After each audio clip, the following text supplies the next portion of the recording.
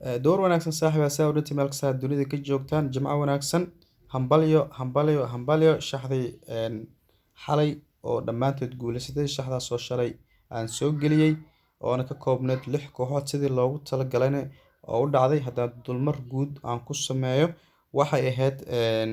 waxaa wada ciyaarayay City iyo Tottenham oo kulanka koowaad ahaa aan kugu sheegay Tottenham oo away ah iyo City home ah in Tottenham aan looga badi karin 3 gool oo dhameystiran marka Tottenham inkastoo 2 gool ay ku hormartay balse ciyaartii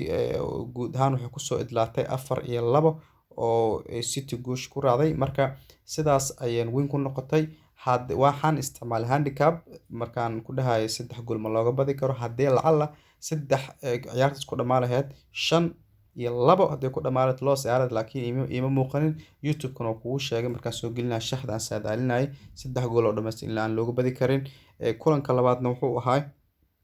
aan iraahday kulanka lahaa AD kooxda ku qoranta ee Barcelona aan kugu sheegay total over 3 gool iyo ka badan ay kasoo bixi karto sidaas inay Barcelona 5 ku garaacday 5-0 ay ku dhamaatay ciyaarta kulanka saddexaad wuxuu ahaa Atlanta iyo Sporting Calcio aan kugu sheegay Atlanta inay ka badi karto dhigeeda Sporting Calcio markaas sidaasna ay Atlanta 5-2 ugu garaacday Sporting Calcio kulanka afraad wuxuu ahaa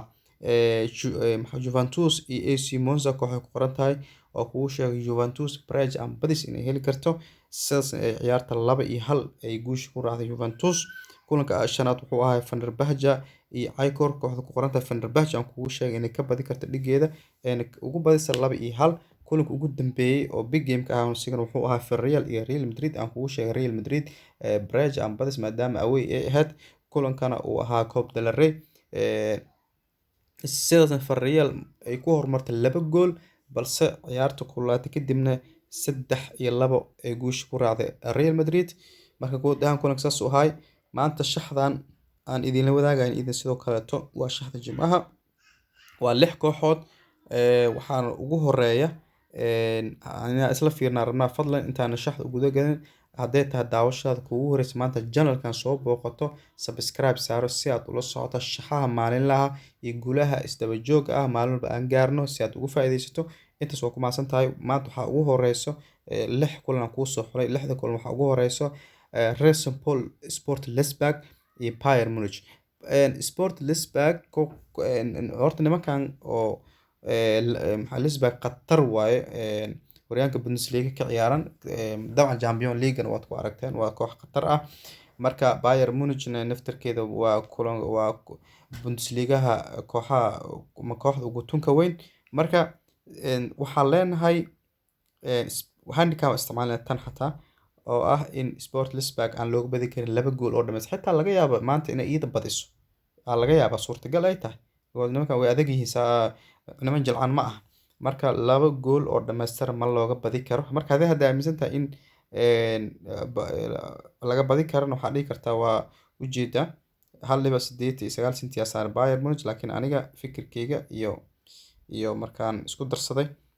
in nimanka 2 gool aan looga badi karin kulanka labaad wuxuu noqonaa kooxdan waxaan ka soo xulay sheeg maxaa ku Turkish Super League aan ka soo xulay waxa waaye Adana iyo kooxdan kalena Adana badi doonto laakiin ani double chance kugu soo xulay sida aan guusha aan u hiigsano kulanka saddexaad wuxuu noqonaa England Championship kaga soo hol maanta ciyaarada Sheffield United iyo Hull City tan waxaa leenahay total over isticmaal waxa la yiraahdo 2 gool iyo ka badan meesha ka soo baxdo kulanka afraad wuxuu noqonaa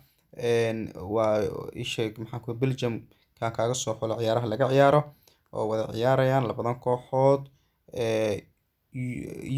Eubin iyo Gente inkastoo Gente la rajeynayo sida khubaraha ay caalamka ay sheegayaan maanta inay Gente badi karto laakiin aniga waa ka warwareegay oo macnaha aan guusha aan dooneyno